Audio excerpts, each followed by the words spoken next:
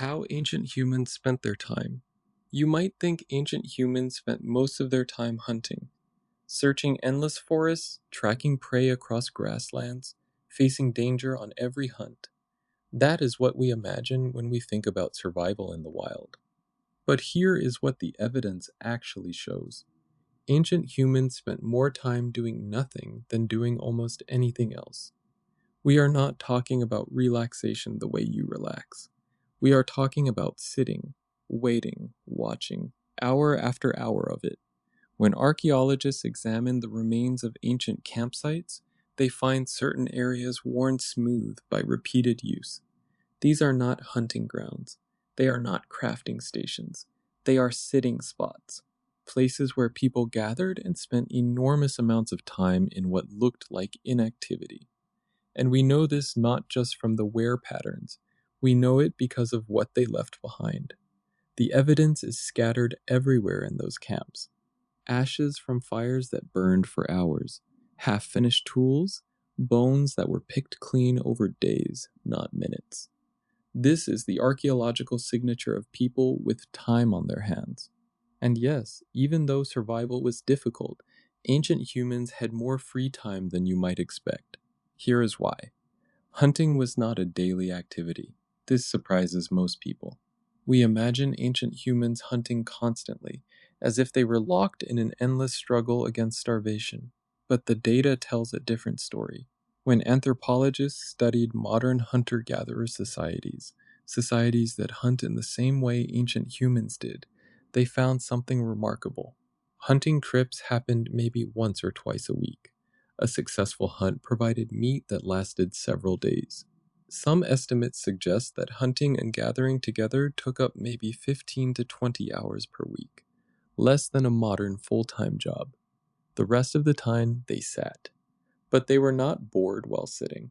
This is where it gets interesting.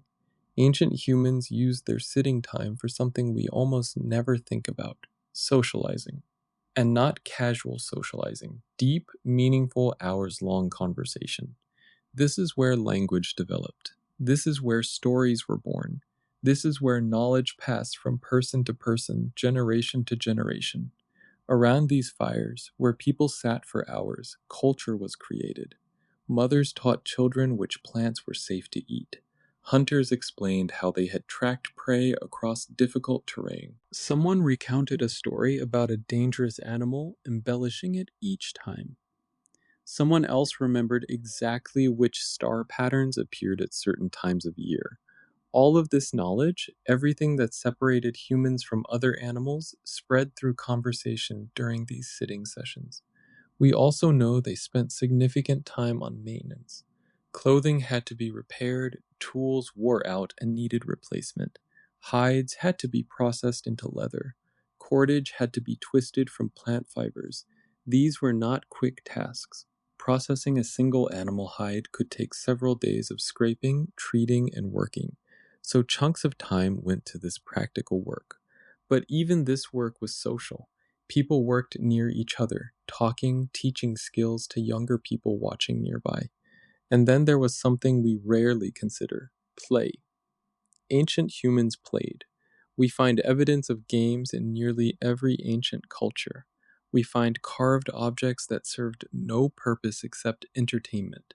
We find gaming boards scratched into stone. We find toys. Children played with dolls and figurines. Adults played games that required strategy and luck. Some of these games involved gambling.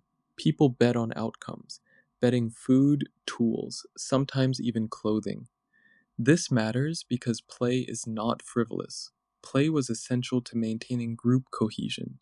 Play relieved tension. Play taught children necessary skills through enjoyment instead of force. But here is what really surprises people about how ancient humans spent their time. They also spent substantial periods doing absolutely nothing, and they seemed to be fine with that. Sitting and thinking, staring at fires, watching clouds, listening to sounds in the forest. There is something in the human brain that needs this time. Modern humans, constantly stimulated by devices and noise and information, have largely lost access to this. But ancient humans, with hours of their week still unscheduled after hunting and maintenance and socializing, sat in silence regularly. Some of this sitting was probably meditation, though we do not have a word for it in that context. Some was probably just mind wandering, and some was probably something else entirely, something we cannot quite understand from our position in a world of constant stimulation.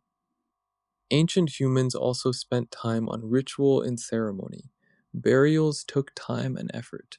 Celebrations marked successful hunts or seasonal changes. Initiation ceremonies brought young people into adulthood. Some of these rituals lasted days.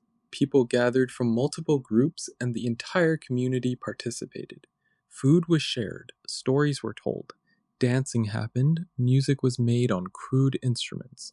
These were not small moments squeezed between survival. These were scheduled, important parts of the calendar. And yet, despite all this time for sitting, talking, playing, and ceremony, ancient humans still faced danger and difficulty. Injuries happened, illnesses struck, food could run scarce in certain seasons, predators posed threats. Other human groups sometimes caused conflict, but these dangers did not consume every moment of every day the way survival television suggests.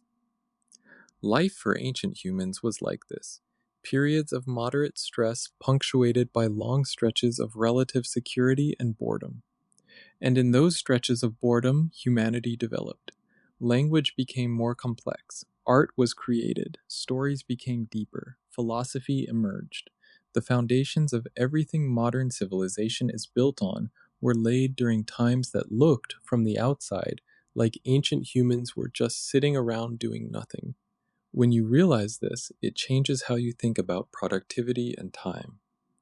Ancient humans were not struggling constantly.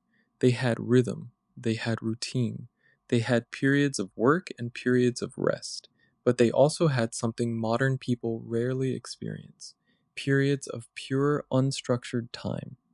And somehow, with all that time to sit around and think, they managed to create the entire foundation of human culture.